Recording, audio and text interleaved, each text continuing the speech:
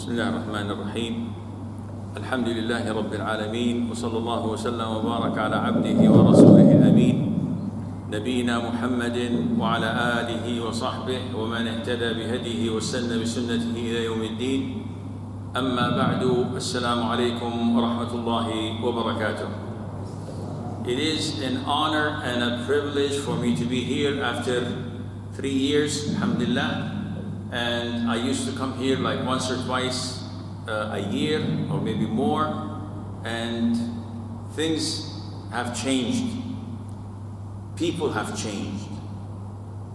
And this was a test from Allah Azza wa Jal that the whole world had gone through. Unfortunately, we cannot tell if we had passed this test or not. So let us pray that we did pass the test and Allah Azza wa Jal would not make this trial something that is not beneficial for us. As you know, this is a Q&A about marriage. And Sheikh Ahmed, may Allah Azza wa Jal preserve him and reward him, has already talked about the etiquettes of marriage. So I don't think it is worthy of going through and reinventing the wheel again and again. Nevertheless, this is just an introduction of 5 minutes, 10 minutes. About what? Questions about marriage. Yes. Usually a lot of the brothers and sisters ask weird questions. And I do this regularly because I conduct counseling sessions. And in these sessions I hear a lot of weird things. But the main worries people have is what to ask in an interview. And you hear a lot of weird things. So sisters say, tomorrow inshallah, no accidents happen. I'm fragile, I'm very old now. And another thing falls on me, I don't know what will happen. Already I feel like I'm doing my ECG, all wired up, and we need a monitor for the heartbeat. No problem. When ladies can't hear, that's better. Especially when we talk about marriage. Your presence is only for the ladies. Oh, okay. In this case, I have to be on their side. I'm always on the side of ladies, by the way. Alhamdulillah, not out of choice. I have 13 daughters, no boys. So this is why I think I'm growing a uterus by now. Alhamdulillah, but may Allah make it easy for all of us. So, lots of the people ask, what should we ask in an interview? First of all, marriage interviews happen once. So it's not a scheduled number of interviews. You should go and meet the potential lady you're about to marry. Look at her, she looks at you. You talk, exchange, and see whether you have chemistry or not. It is not a CIA interrogation. So the sisters say, what should I ask him, Sheikh? Should I ask him if he's Salafi or not? What kind of a Salafi is he? Allahu Akbar. Who are his shuyukh? Who are those who he listens to? And what does he say about these different of opinion issues on these topics? What is his aqidah? This is not a proper thing to do. And the brothers call me and say, okay, Sheikh, is it appropriate to say in the interview up front that I am interested in monogamy and I am interested in getting a third and a fourth wife? In the interview. Are you crazy? What is this? And should I ask her if she had any relationships before? If she had fell in love? If she had boyfriend? How many? Akhi, all of these are a result of too many Bollywood movies, too many stories you hear about boyfriend-girlfriend relationships. All of these are un-Islamic. The purpose of this interview is to find what? Chemistry. That's it. You look at her, she looks at you, you exchange few words. Do you feel comfortable? This is from Allah. This is the result of the istikhara. Bismillah. I don't feel comfortable. Not the type of questions. I, 10, 15 years ago, I used to be a director in human resources. And I used to think of myself highly of being a good interviewer. So I can tell if this guy would be an asset to the company or not. Yet so many people could play a role in interviews. So when he sits with you, MashaAllah, personality-wise, confidence, an answer for every question, but he's fraud. And if you're thinking of the marriage interview as exposing the man or the woman and knowing exactly what they hide, this is not the case. It can't happen. The purpose of the interview, as the Prophet said, go and look at her, because the eyes of the Ansar has something. So just the look, Hadith Jabir ibn Abdullah, may Allah be pleased with him, and with his father. The Prophet said, whoever is interested in marrying a woman, he should look and try to see what draws him to marry her.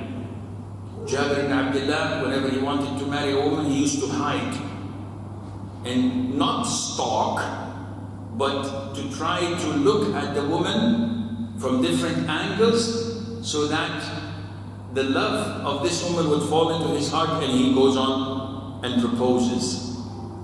So this is the purpose of the interview. And it is extremely important to go to the interview with good intention, not with doubts, not with negativity. You pray istikhara and you go, inshallah, you've heard enough and collected enough material that he or she is good. Sounds very promising. And you sit with this intention, not to catch faults and to detect errors. This is not the right way. Where is your tawakkul on Allah Azza wa Jalla? So sometimes we exceed the limits when we neglect tawakkul and insist on depending on our own powers, our own intellect, our own ability to find things which may and may not be a reality.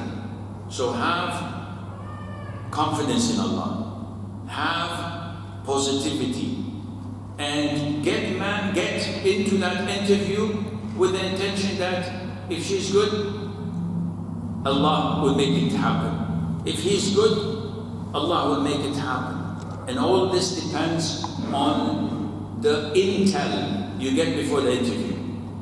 Is he a practicing man? Yes. Does he check all the boxes? Yes, this is what I wanted in a man. Yeah, maybe there's a box or two that, but who's perfect? No one. So we take the accumulative results and we try to look at the bigger picture and say Bismillah. Likewise, is she this, is she that? And she checks most of the boxes. And this is what the Prophet said, alayhi salatu wasalam. Very beautiful hadith. A woman is sought after for her beauty, for her lineage, for her wealth, and for her religious practice. So get the one with the religious practice, or otherwise you will be holding dust and soil. You'll be not winning at all. And then the same thing goes with the man. When a man that you accept his moral conduct and he is trustworthy or his religious practice, then give him in marriage. The Prophet did not highlight alayhi salatu wasalam, his wealth, his occupation, his lineage. Rather, two things. His moral conduct. He's not impulsive. He's not having rage attacks. He's not mentally disturbed. Rather, he's an easygoing fella. He's, mashallah, everybody you ask, oh, mashallah, he's like medicine. You put it on the wound, it cures. He's a good person. He's an excellent character. He's religious. He's this. The Prophet says, give him in marriage. He checks the most important boxes. So, again, I will not reinvent the wheel. I will not go into what Sheikh Ahmed has talked about, and I think he must have covered most of these topics. But this is just a reminder to have an open mind when you go to get married. You're not in an interrogation. You are not the best person on earth. So don't look and judge people as if you are. We are all full of shortcomings. Take a good look in the mirror and see and acknowledge your own shortcomings, so that once you go and propose, if she has also some shortcomings and flaws, you balance and say, okay, we even. Rather than, no, she has this, she has that, she has this, she has that, and Allah Azza wa Jal knows best. I don't know how's the format of questioning, so anybody just raises his hands or... Okay. And then I need someone to read it because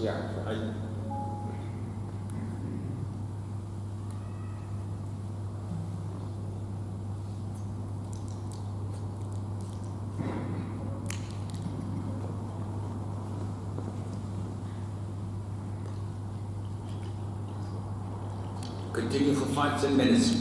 What do you want to read and to listen to?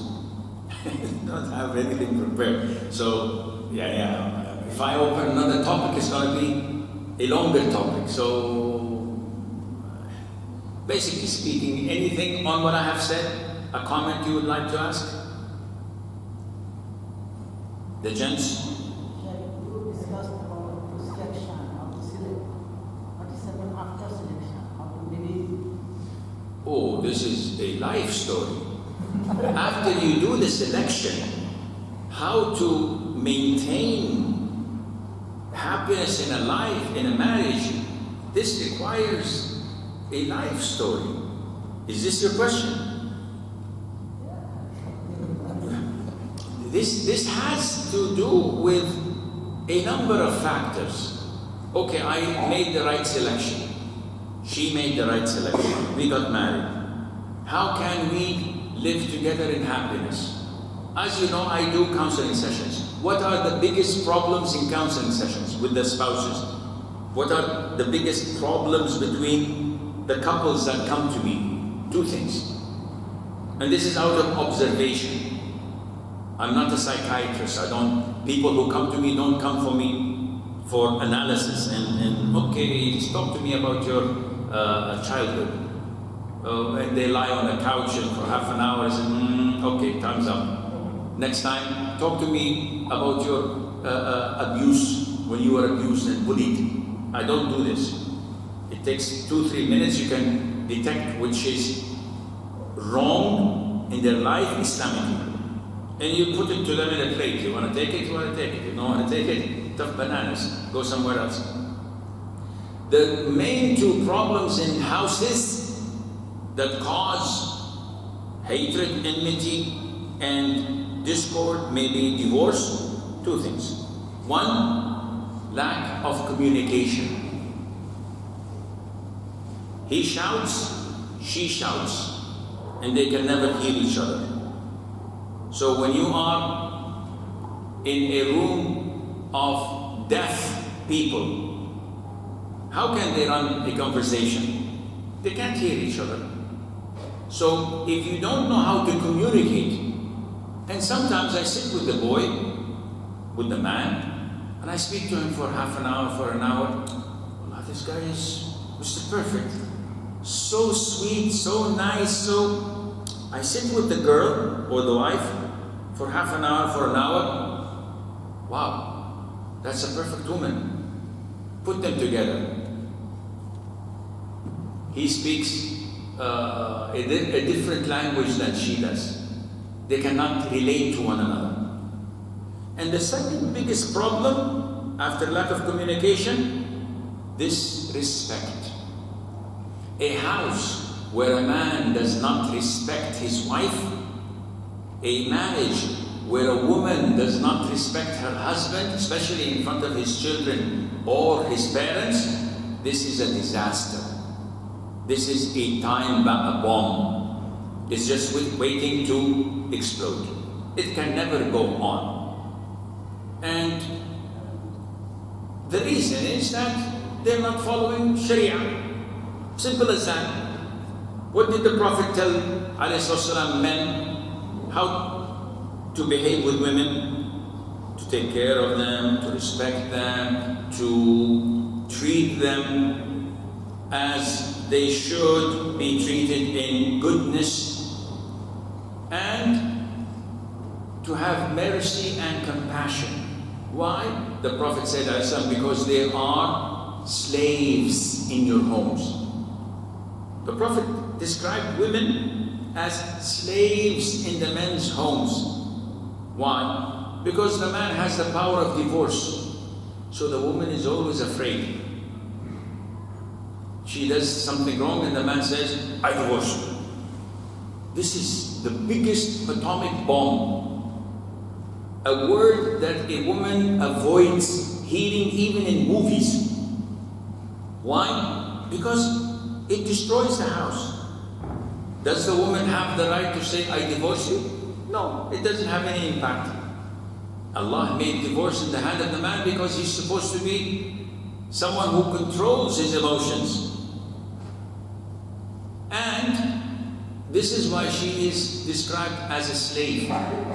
But at the same time, the Prophet ﷺ ordered women to respect and be dutiful to their husbands. The Prophet said ﷺ, if I were to order a man to prostrate to someone else, I would have ordered a woman to prostrate to her husband. No one is allowed to prostrate to anyone. But if I were to give this permission only to order a woman, this is not found in our homes nowadays, due to a number of reasons. One of the reasons is men are tyrant, so they are bosses. Stand on one foot for half an hour. Why? Because Simon says, I'm the husband. I tell you to stand on one foot. If you put the other foot on the ground, nothing good will happen to you. Isha. She's not a slave. I am your husband, you have to obey me. I prohibit you from using the mobile after 4 o'clock p.m. What is this? I don't want you to eat apples. I don't want you to do this.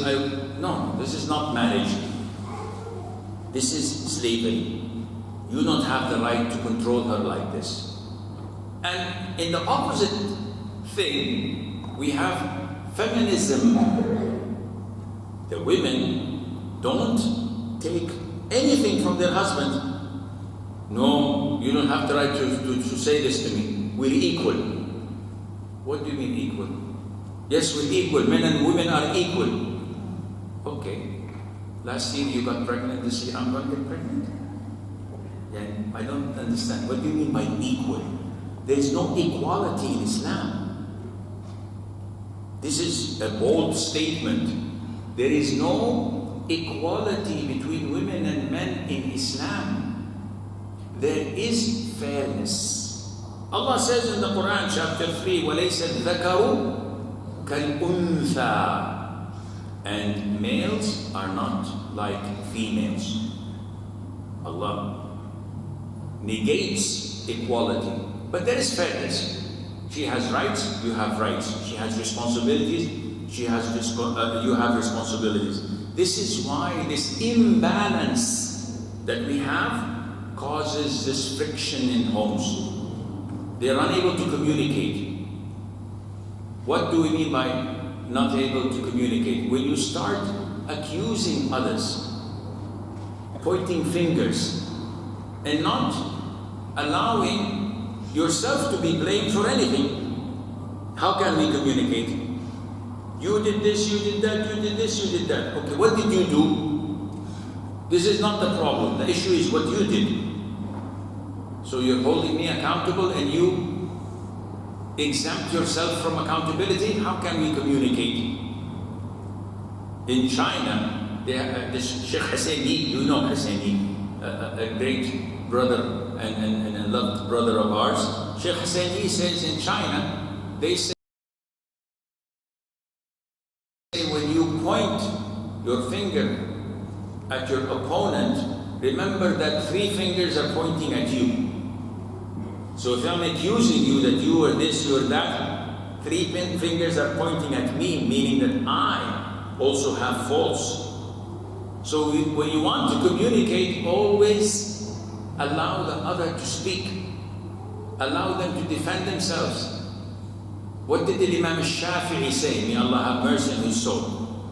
He said, my opinion is correct, with the possibility of being wrong, while my opponent's opinion is wrong, with the possibility of being correct. This gives you a lot of credibility when you talk to your spouse without accusations, thinking that you're always right. No, you say, you said this and that and this, but maybe you said it because I said something, and so you give them way to communicate. They will accept. But if I hold on to my opinion and you hold on to your opinion, there's no communication. Respect is also something that you all relate to, and Allah Azza wa Jal knows best. We have questions here. 3 questions. Assalamu alaikum, Sheikh. Do you have to take permission from wife to marry another one? This is the FAQ, frequently asked questions. You'll find it on Microsoft website. Do I have to take my wife's permission in order to take a second wife? Usually, I ask people 2 questions. And these 2 questions clarify a lot of things for you. And they come out of experience. When you have an issue with a brother or a sister, you ask them these 2 questions. Question number 1, as an individual, do you want to follow Sharia or do you want to follow your whims and desires? 100%, and the answer is unanimous. We all want to follow Sharia. Nobody dare and say, oh no, I don't want Sharia, I want my whims and desires. Alhamdulillah. Now when you come to the second question, this is the 1 million Kuwaiti dinar question. Because it defines where you're coming from. So a sister comes, she says, I want to do this, I want to do that. A brother comes. I just had a session with someone who has OCD. And they said, we take 15 minutes to make wudu. 1-5 to make wudu. So I asked this person, do you want to follow Sharia or your whims and desires? He says, of course Sharia. I said, in your wudu, are you following Sharia or your whims and desires? They start to trip. No, you see, I'm not sure. Akhi, don't beat around the bush. Sharia or your whims and desires? Said, no, I'm following my whims and desires. Khalas, alhamdulillah. Problem solved. Now, the sister asks, my husband got married again in secrecy. He did not tell me. His friends knew. His family knew. The family of the woman, no. I didn't know. So I got mad. Is he allowed to do this? Okay, let's follow Sharia or whims and desires? What he did in the scales of halal and haram. Is it zina? Yes or no? Is it illegal? No. Did he lie about it? No. He did it in secret. So is the marriage valid or not? Yes. Without any doubt between any Muslim, the marriage is 100% valid. Now, was he right or wrong? This is something else. Was I right in buying a sports car that's convertible and hiding it at my neighbor's house because I don't want my wife to see me suffering from a mid-age crisis? Maybe. But is it haram? I can afford it. I love to ride fast cars. Is it right or wrong? Shame on you, Sheikh. Riding a convertible Porsche. Yeah, I love it. Well, what can I do? But is haram? No. So coming back to your question, is it haram? No, it's not haram. Is the marriage valid? Yes, it's valid.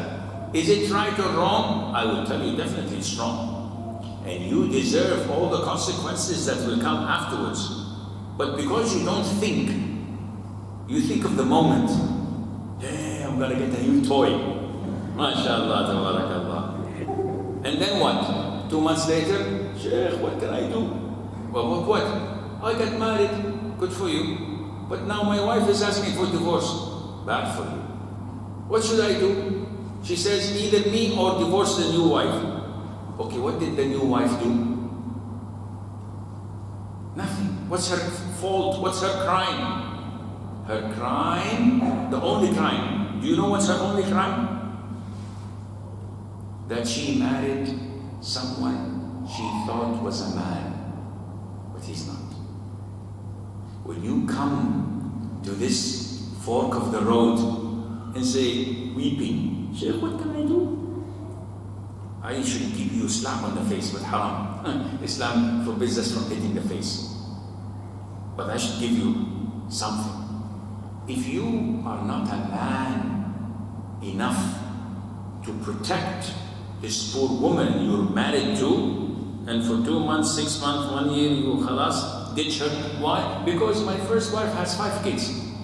Why didn't you think before? Why wasn't you a man to tell her up front, this is what I'm gonna do, instead of putting yourself in this problem? Anyhow, this is not my role because I'm seeing a lot of eyes rolling in the audience, which gives me the insinuation that half of them are in this position. I hope not, inshallah. There is 2 questions here. Assalamu alaikum, Sheikh. My daughter is going to get married soon. I want to know that after engagement, can they chat in social media? This is one question. The second one is, what type of conditions can be laid down before marriage? Like objection to be a second wife. Okay, first of all, the issue of engagement has to be defined. In Islam, we cannot judge things without clarifying the meaning.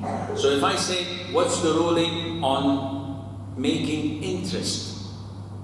I said, what do you mean? If you sell this bottle and you make 5% interest, this interest is halal or haram? I see people saying this, I don't know, what does this mean? Haram. Who said so? See, this is why you got confused. I used the word interest, which is equivalent to profit. I sold this and I made 10% interest. Yani profit. Halal or haram? Halal. I lent a brother 10k Ds and asked him to repay me 11. Interest 1k D. Halal or haram? This is riba. So now you have to first, before giving fatwa, identify the terminology used so that you don't confuse yourself and others. The terminology here was used by the brother in the question is engagement. If I go and propose to a family and they say, Wallahi, the likes of you are not rejected and we're honored to accept your engagement. Alhamdulillah. Am I married? This is an engagement. In Arabic, we call it khutuba, khutbah. This khutbah is an engagement. It's a promise that this girl is reserved for me. When to marry? Maybe next month, maybe next year. She's reserved. If someone richer, younger, handsomer, more knowledgeable proposes, would they accept? Of course, yes. Was he going to wait for someone over 60? Of course, come. What about my engagement? Akhi, your engagement was a promise. That is not a marriage. So this is an engagement where it is totally halal for the guardian to break it and choose someone else. It's not halal for you as a brother when you know that I have proposed and was accepted to this family to come and propose over me. This is haram because you know that she's already engaged to me. The engagement, which is a marriage, but the marriage is not consummated yet. The marriage, you call it rukhsati, is not done yet. This is marriage, full-fledged. But they come, I give you Sheikh Hassan, my daughter, in marriage, 2 witnesses there. I say, I accept her marriage, she's my wife. The agreement is that the wedding to be in 1 month's time. She's my wife? Yes or no? Yes. Yes, she's my wife. I can see her, I can talk to her, I can take her, do some shopping, furnish the house, dine together, be alone, totally. But out of respect and tradition, we don't do any hanky-panky. Because her father trusted me and we said the marriage is after 1 month. Khalas. Okay, she's my wife, but know your limits. In the previous scenario, the engagement scenario, she's not my wife, she's a total stranger. So answering your question, can we chit-chat on WhatsApp? Hello, darling, I miss you, I'm waiting for the day of marriage. Hello, my darling, I also miss you. Or on social media, Facebook, FaceHelp, Twitter, whatever, Instagram, all of this is haram because she and he are total non-mahrams, total strangers. I hope this answers the question. Number 2, can we make conditions in a marriage contract? Usually, who makes the conditions? The boy or the girl? The girl. The boy doesn't make any conditions. He doesn't have to make any conditions because he has the power of D. The power of capital D. So he doesn't make any conditions. He doesn't like anything else. But the woman has the right to make conditions. And the conditions, if they are halal, they're legitimate. What do we mean by halal? She says, I'd like to include in my marriage contract that I do not leave Kuwait City. And this happens a lot. The boy comes, they get married. After 1 month, he says, I'm traveling to Zimbabwe. I got a job offer. She says, I was born and raised here with my family. What would I do in Africa? What would I do in Canada? I don't want to live there. He said, you married me. And your place is with your husband. And he's right. So to avoid this, she says, I don't want to live anywhere outside of the Gulf countries. And he has to approve. He approved and agreed. What happens if he declined after 1 or 2 years? She has the right to void and divorce him without returning any mahar, without any sin, because he did not fulfill the conditions. So can she make a condition that he doesn't marry a second wife? I says, yes. Sheikh, is this halal? Yes. This is her right. She did not say marrying a second wife is haram. She says, if you want to opt for this option, this is your right. But it is my right to call it a day and leave the marriage. And he has to obey. The judge will immediately award her divorce. So this is right. What is not right? If she puts in her marriage contract that he does not contact his parents. Come on, this is totally haram. Severing kinship, what are you doing? If she insists that he does something haram, like work in selling alcohol, or doing this or that, all of these conditions that are not permitted in Islam are haram and not to be fulfilled, and Allah Azza wa Jalla knows best. I've seen a lot of people who don't allow their wives to work, and so the girls who study for years and do bachelors and all that, are they just supposed to be a housewife, and whose choice is it to decide if the wife works or not? Jazakallah. Which is, first of all, this question requires a lecture, meaning what is the role of a man and what is the role of a woman in Islam? Chapter 33, Surah Al-Ahzab, Allah Azza wa Jal says, وَقَرْنَ فِي بُيُوتِكُنْ, and this is verse 33. So it's, mashallah, a memorable number. Verse 33, Surah 33. وَقَرْنَ فِي بُيُوتِكُنْ, O wives of the Prophet, remain home. Now, things have changed. Measurements have been altered. The way we weigh things differ. So nowadays, in so many countries, the minimum age of marriage is 18. Is this a suitable age of marriage for girls or for boys? Definitely not. What is the Islamic age?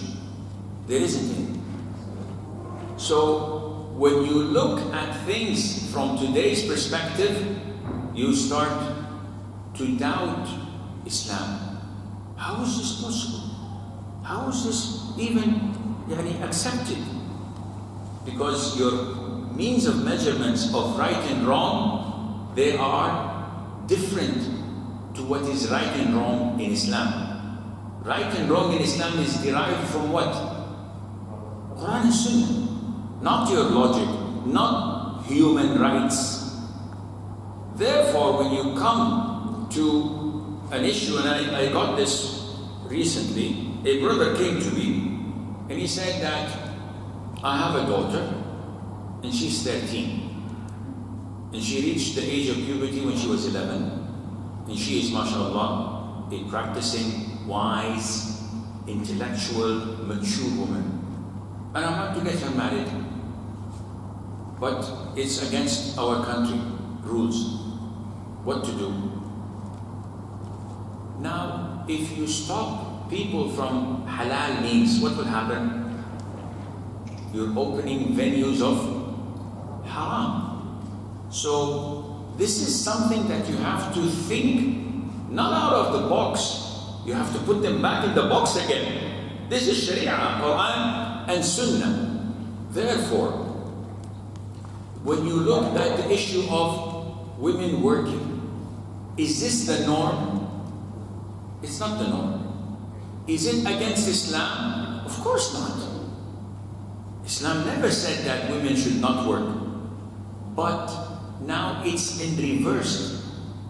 A woman who does not work is shunned, looked down upon. And everybody says, SubhanAllah, you have a degree in medicine, you are a PhD holder, and you are satisfied sitting home with your children?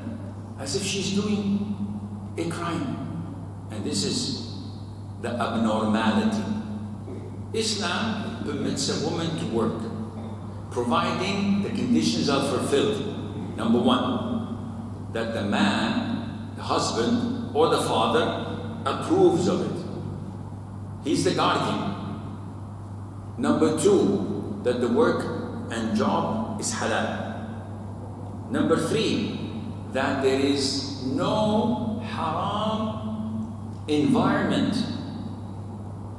Number four, that she does not neglect any of her duties. Duties being the husband and the children. So if there is a woman who works in a halal job, such as teaching, she teaches in a girls' school, all girls, anything haram, everything is kosher, halal. The husband is happy, but she comes home at 3 or 4 o'clock, and the children are at 1 o'clock at home. 3 hours. Who are they sitting with? Oh, we have a maid, Sheikh. What does the maid do? Does she take care of them? And what about your husband? He's with the maid, Sheikh. Okay, we come back to the second marriage. You're okay with that? Sheikh, she's a maid. Wallahi, I have from my relatives who married their maids. My relatives. This is free mixing. Whenever there's free mixing, don't look at the category of the person, the job. People don't look at these things. It's desire and lust.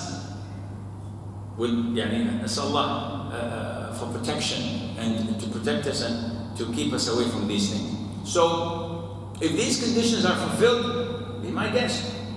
But it is not the norm. The norm is that you invest in your children and you bring them up. It's the man's role to put food on the table, and it's the woman's role to take care of him, his house, and his children. If there is an imbalance, we have a problem in the family. And I have many sessions with women who are working 1 or 2 jobs, and the man is sitting home on his PlayStation 4 and not doing any job. And they're complaining. And the guy says, she's putting the food on the table, I'm doing the dishes, I'm happy. SubhanAllah. Is this normal? Of course not.